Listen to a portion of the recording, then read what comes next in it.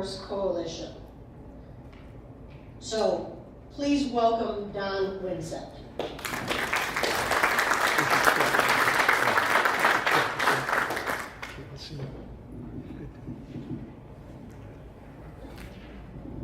Wow, the team in the back said, boy, that's way too long. So I don't know, they sent a bunch of stuff. Marketing really likes to do a good job of that. So anyway, I thank you for allowing me to come here and speak to you guys.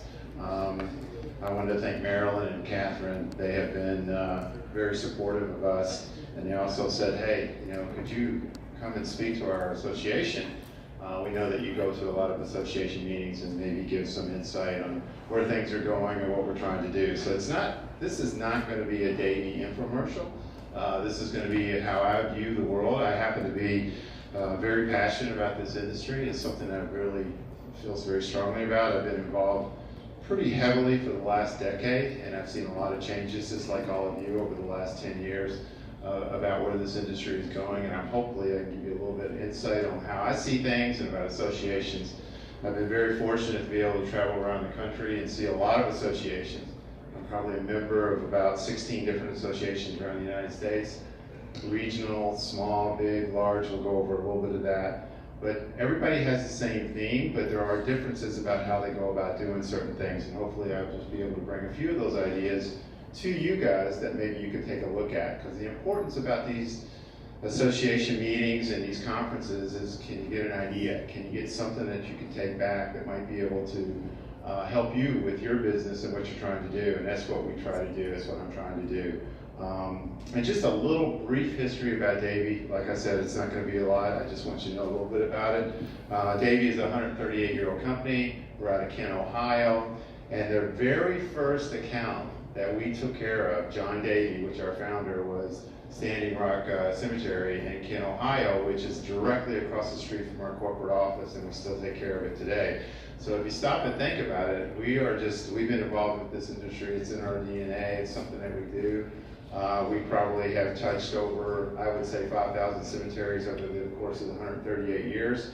And probably the only thing that I'll say about one little thing is that we are proud to be the maintenance people. We take care of the maintenance of Arlington Cemetery in Washington, D.C., and we've been proud to be able to do that for the last 35 years. That's something that we feel very honored to be able to do, and it's something that's we hold that very dear to our heart. So we do understand this industry, and hopefully I can bring you some insight on what's going on. Frank?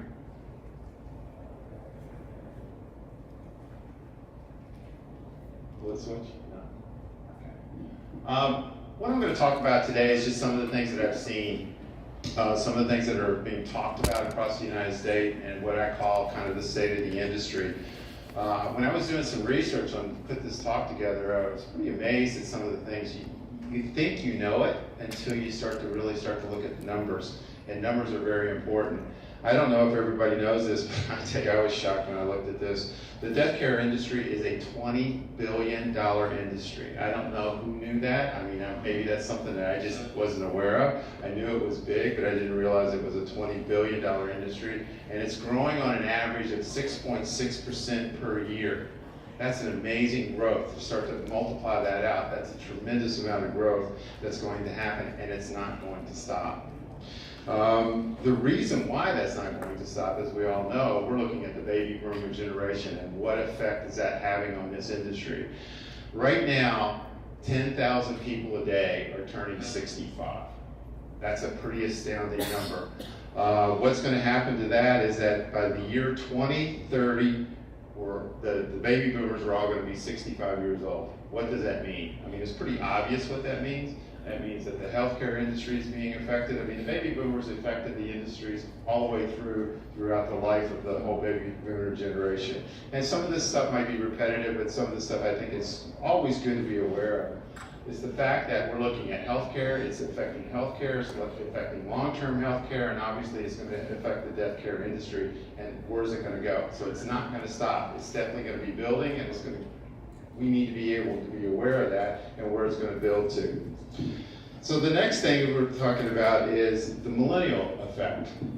one of the things that's going on there is what's happening. Well, not only with the baby boomers, but the millennials are definitely thinking about cremation. So cremation is going to be something that's going to be increasing. We all know that. Over the last several years, it's gone from very small percentages in certain states to where now it's about 50% of the business. So that's something that we have to be aware of, and I'll talk a little bit more about that as we get through some of the slides on some of the things that you might want to look at, some of the trends that I'm seeing that's happening. The other thing is obviously social media. That is something that is being talked about, it is being done, it is something that we all need to be looking at. Facebook is something that people think is passé or whatever, but it is something that is continuing to happen, and we need to look at that. Instagram, YouTube videos, these are all things that are happening in this industry. It's happening with the millennials and the younger generation. You need to be aware of that. It's not going away. It's going to happen. People are definitely using it. There's also a trend going on, and I'm seeing this in different parts of the country, where natural burials are being a little bit more talked about. It's not your traditional, it's just a natural burial situation, and in some parts of the country it is very big, and it is something that is being charged at a tremendous amount of, it's very expensive to do. So that's another trend that I'm seeing. The other thing is that with the millennials, they want to give something back. They want to be involved. They want to see that what you're doing is important to the environment. I think you'll see volunteerism, so you might be able to get them to come out and actually do something at your cemetery, do something for their families or something like that, to be able to be involved. They want to be involved in a good subject, a good matter, something that's important to the environment. Cremations. Well, as I talked about it, it has now hit 50%. And what they're talking about is that in the year, what is it? I think in the next 8 to 10 years, cremations are going to be 50% of your business in 44 states. Now, it's not in every state that volume, because I'm hearing in different parts of the country, especially in traditional areas where it's still very small, it's not very big, it's not something that's predominant, but in other parts of the country, it is just overwhelming. It's more than 50 to 60%. So I guess when you do the national average, it's over 50%. In the year 2035, cremations are going to be almost 80% of your business. So somewhere you're going to have to take a look at this, and you're going to say, what are we going to do? How are we going to look at that? How are we going to go after that? What are we going to do? The things to do with that, and I think there was a couple of gentlemen here, there's a gentleman I know who's over there talking about cremation gardens. Cremation gardens is something that we're all looking at. Even with us, we are looking at helping and trying to develop those cremation gardens. They need memorialization. So one of the things that you need to do is say, where are we going to go with this? What are we going to do? How are we going to do this? How are we going to attack this? How are we going to look at this? How are we going to promote it? So cremation gardens is something that we're seeing a lot of interest in. We've been asked by a lot of different cemeteries to say, where are we going to go? How can we do this? How can you help us? What can we do to make this happen? The other thing is crematories. I'm hearing a lot of talk about crematories. The funeral homes are looking at crematories.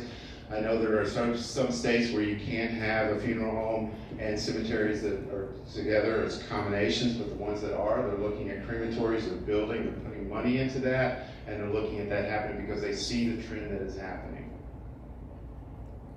The other thing is memorialization. I know that I've been in this for a while, and I can remember probably 15 years ago, people were talking about cremation. And so that was kind of a weird subject. It was something that people didn't really think, I don't know if I really want to do this, or it's just kind of strange. And I know that I remember my two uncles, both of them were cremated. And so everybody said, well, we're just going to take them, and we're going to throw their ashes over here, or we're going to do this, we're going to do that.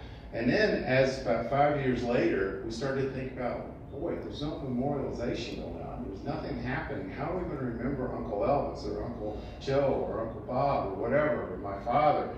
And so memorialization started to come up, and people said, well, how are we going to do this? And I think now there's a trend starting to happen of where we're going to memorialize them, what are we going to do? We're going to have niches, we're going to have cremation gardens, those type of things. So I think that there was a trend before that it was like, is this really going to happen? And and now it's definitely happening. The figures are telling it. So I think memorialization is something that we need to look at, and something that we're seeing done with trees, we're seeing it done with benches, we're seeing it done all sorts of ways. The other thing is, I talked a little bit about social media. We talked about Facebook, Instagram. Those are definitely things that you need to look at. I'm not an expert on that. I just know it's being talked about. I'm seeing it. I'm seeing cemeteries that are doing it, so I think it's something that you guys need to be aware of. The next subject here is something that I think that is definitely a trend of the future. And as we look into the next 10, 20, 50 years of where we're going to go in this industry, outsourcing is something that is probably something that should be on your radar. How many people here outsource anything right now? Like your tree care, landscaping, just raise your hand. Okay, so you do understand a little bit of the benefits of outsourcing.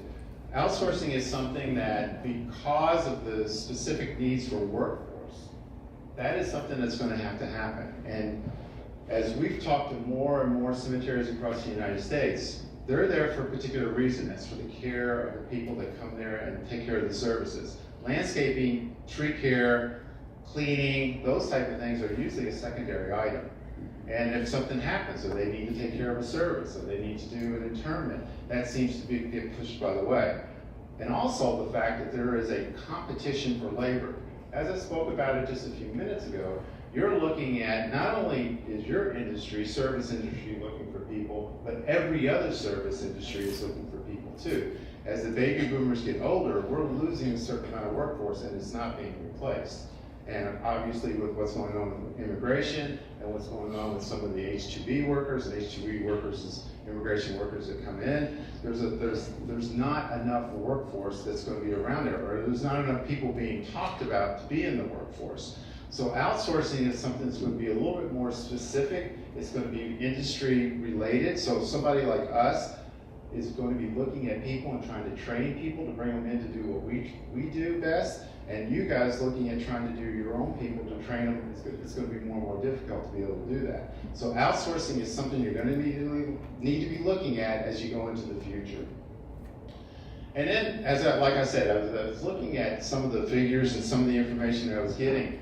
This really struck me. I said something to Marilyn about it a little bit earlier, but I didn't realize that 1/5 of the industry's income is being generated by pet funerals.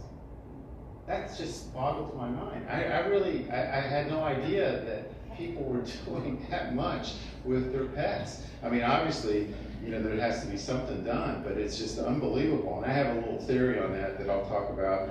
Well, I guess I could talk about it now, but I just think that with the millennial effect, and you don't see as many younger folks having as many children as it was earlier on, or some are not even having children at all. They're looking at just being professionals.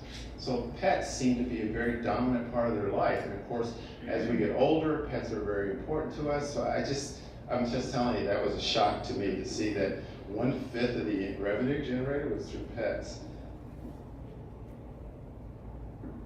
The next thing I wanted to talk about was conferences. I have a very strong belief about conferences and associations. I feel like that they are very important, not only for this industry, but for any industry. And you get what you get out of it, what you put into it. And one of the things we do at Davey is that we try to prepare when we come to a conference, and at least do some sort of pre-conference of what to look for, what is my goal, what is my plan, what am I trying to do, who would I like to meet, and those type of things. So just a few little simple things, and I told Marilyn I was going to talk about this a little bit because I feel very strongly about the communication and networks about conferences, and she said, yeah, that would be great to show the benefit of it. I have made more friends throughout the country because of conferences, and just do a little bit of planning. Try to list some people that you might want to meet, usually they send out some sort of list of who's going to be here. Take a look at that and say, boy, I'd like to meet that person. I might have a question for them. The breakout sessions are extremely important. I don't know if they do that here, but they do roundtables and those type of things. Sit next to somebody that you don't know. I mean, obviously you carry on a little bit of a conversation, and that's very important to do that. And maybe this is 101, but it's always nice to have that reminded to you. The other thing is, think of your vendors and think of those as your partners. Every one of these people in this room want to try and help you. They're not always trying to sell you with something. I mean, sure, some people are here and they're only here for the short term, but the people that are here for the long term and understand the benefits of what you guys are doing, they are true partners. That's what we're looking for. That's what we're trying to give. Leverage that relationship. You guys have that ability to be able to leverage that relationship. These guys get the opportunity to go around the country. They get to see a tremendous amount of ideas. So if you have an idea or you have a thought or you have a problem, go to those guys, talk with them, and have those people become your partner. The thing that I always say is say hello to someone you don't know. I really feel very strongly about that. I like to say hello to people, and then before you know it, you ask them how they're doing, they'll open up and they'll have a conversation with you. And don't be afraid to ask questions. So if you have a concern or you have something that's going on, I think that's very important. The next thing I wanted to kind of talk about is I wanted to say, okay, educate yourself. And the way to educate yourself, we're on collaborations. So there you go. Educate yourself is joining associations. As I said, obviously the Ohio Cemetery Association, this is a great organization here that seems to be this is great attendance for a regional show like this, and I heard maybe 12, 15 first timers here. What would make you come back? What are you hoping to get out of this to be able to come back? So look for something. I mean, you can learn something from here, but you need to stay involved with your association. So the Ohio Cemetery Association is obviously an important one. ICCFA, you need to go to one of those every other year, I think. I mean, obviously, if you can go every year, that would be tremendous. There are some amazing ideas that come out of those shows. There's some amazing breakout sessions. There's some amazing speakers. And they talk about innovative things or things that are happening in the market that maybe you don't know or you don't have the ability. So if you can make one other association meeting, I would say try to go to ICCFA, go to CANA. CANA obviously is your cremation, or NFDA. Those are your three main industries. Maybe one of those is better for you, but I think those are tremendous. I've been to all of them, and there's always good conversation. There's always good people to meet at those associations. And I think you should look at maybe even joining another state. I mean, sometimes, I know the Southern Conference is multiple states, so you might want to look at what another state is doing. I know Kentucky and Tennessee usually has one together. So there might be another opportunity for you to be able to look at it in another association. Just go to the meeting. You don't have to necessarily join it. Let's go to the art of collaboration. This is something I think is going to be the new normal. As we look into the future and you look at what's going to happen, as we go, into the next 10, 15, 20 years, I think, as I said to you, suppliers is someone that you need to leverage and talk to because they have the ability to be able to get around where maybe you're not able to do that. So leverage that relationship. Go to other cemeteries. I mean, that's one of the things that I do. When I go to a city, and I travel quite a bit, I usually pick out a cemetery that I want to go to, that I've never been to, I've heard about it, I want to go see it, and you look at what they're doing. You look at how their front entrance is, you look at how they're attracting people, how much business they're doing. It's just eye-opening, and sometimes you don't even have to talk to anybody, you just see something and you go, oh my gosh, that would look great at where I'm at. So the ideas come across that way. Vendors, as I said to you, other associations. And when I say other associations, it might not be totally related to your industry. And I'm only going to give you a couple of associations that I know about. One is TCIA, which is the Tree Care Industry of America. So let's say you're having a tree problem, and you don't want Davey or you don't want a vendor to come out because you think they're just going to sell you on it. Do some research. Go online. Look at TCIA, that's the Tree Care Industry of America. Or ISA, the International Society of Arboriculture. Do some research on it.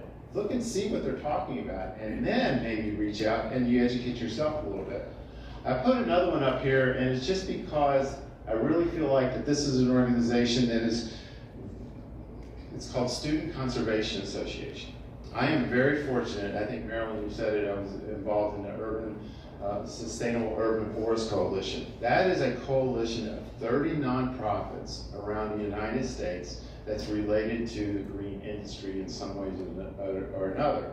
Student Conservation Association is a group student interns. It's based out of Washington, D.C., but they have hubs all over the United States. These are kids between the ages of 18 and 26 years old that are looking for summer jobs. They're looking for summer projects to do. They come in at a very affordable rate. They come in with a supervisor. They come in, but it's a project-based situation. That's just a group that could work for you. Let's say you wanted to put in a park, or not a park, but a walking path, or some benches, or something like that that could be very well defined what you want them to do. That's a group that would come in and definitely do it. That's something that if you look outside the box a little bit, you say, okay, how can I afford to do this? Because we all know what's the biggest inhibitor here to do something? It's usually funding, it's cost. How are you going to be able to afford this? What is the best way to do it? If you hired a company like Davey or a company like the apartment group over there, they're going to have to charge an overhead. These people aren't doing that. This is a group that's just trying to put kids to work and get them outside. And what's funny is they're supported by the Department of Interior. They were formed to become foresters and work on outside projects. But because the Forest Service is no longer the job mecca that it used to be, that they are now outsourcing them out to other things. These are still kids that want to get outside and have an opportunity. That's just one. There's hundreds of these type of associations that are out there that can help you if you just maybe leverage your vendors. Talk to people that know about something else and how can they help you. And obviously the Forest Service. I feel like that what is happening, and I think unless you guys don't know this, and again, sometimes I'll repeat myself, but the thing of it is that we're looking at the urban environment. The urban environment. Most people are moving back into urban. You're looking at the millennials, they're moving back into cities. So the Forest Service is very concerned about the urban forest. If you have a cemetery in a city, what are you? You are an urban forest. They are looking for funding. They are trying to help you. They want to make sure that trees are kept up because the benefits of what you guys do to the environment are tremendous. So as we look at where the migration of people are going, your cemetery in an urban environment is extremely important to the environment of the United States. So that's something to think about. Okay, where does the next 10, 20, 50 years go for the cemetery environment? Well, as I talked about, we're looking at a workforce that is definitely getting smaller. So we're going to have to start thinking about what are we going to do for that workforce. To me, outsourcing certain facets of what you do is probably the way that you're going to have to look at. And right now, that seems to be a trend. I'm getting more and more cemeteries looking at the opportunity to be able to say, okay, I'm going to convert from in-house to outsource. They're going to keep a certain core group of their people to be able to do things that they need to do, but then they realize that landscaping, tree care, janitorial, road repairs, all those things are not their core business. Their core business is obviously taking care of their people as a service or interments, those type of things. The other thing I haven't talked about, but I think it's all affecting everyone, is climate change. That is definitely going to affect you. As we get climate change, the seasons change. I'm not really going to say it's going to get warmer or whatever, but seasons definitely are changing, and we know that. That is going to affect you one way or the other. It's going to affect your trees, it's going to affect your grass, it's going to affect your growing seasons, all those type of things. And in other areas, you're looking at drought situations. It hasn't hit here. I don't know, have you guys had a drought here in the last few years?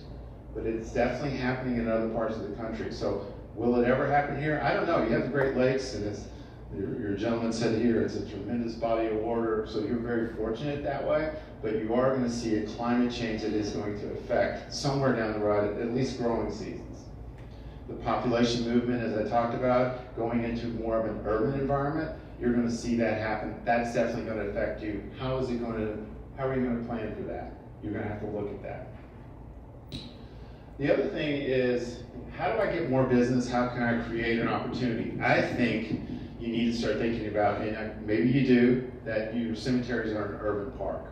I am seeing more and more people look at that as an opportunity to bring people into your cemetery.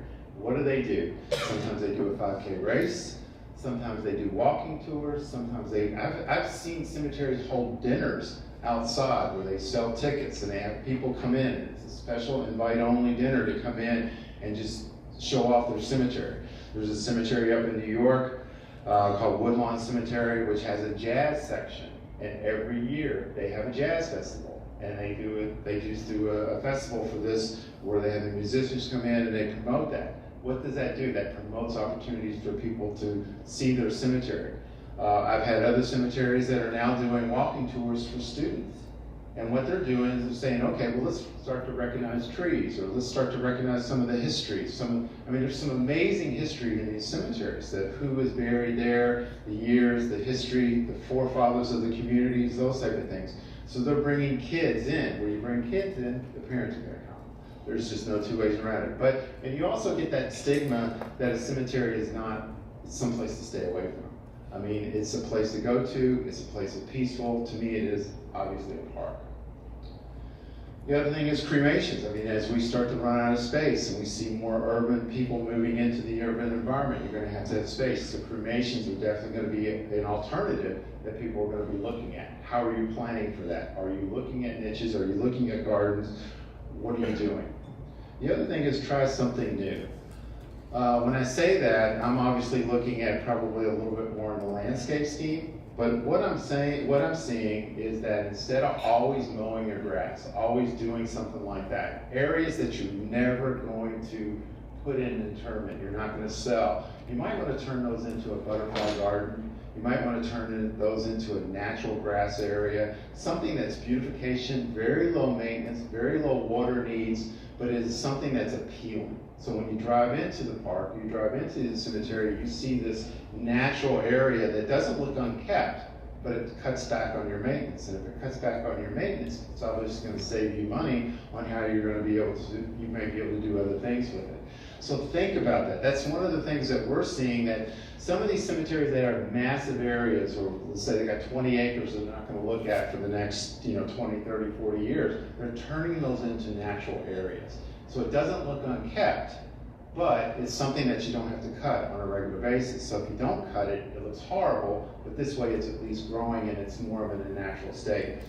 That's what I said, try something new. So natural landscaping, pollinator gardens, maybe even pet cemeteries that get involved into cemeteries and seeing what's going on. And I think that doing these tours, one of the most innovative things that I've seen was that they brought some elementary kids in.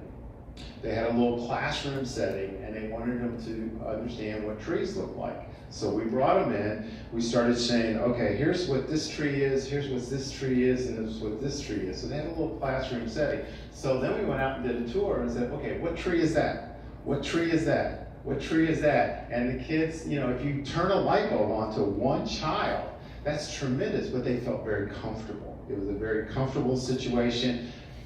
Teachers loved it because they got them out of the classroom, but they were very excited. And for me, in our industry, if we can turn somebody on to taking care of trees or coming outside, that's tremendous. So that's kind of my talk. Hopefully I've touched on some subjects. There might be some other things that maybe you wanted me to talk a little bit more about. I'm going to be here for the rest of the day, at least until lunch. I'm going to go to Lakeview.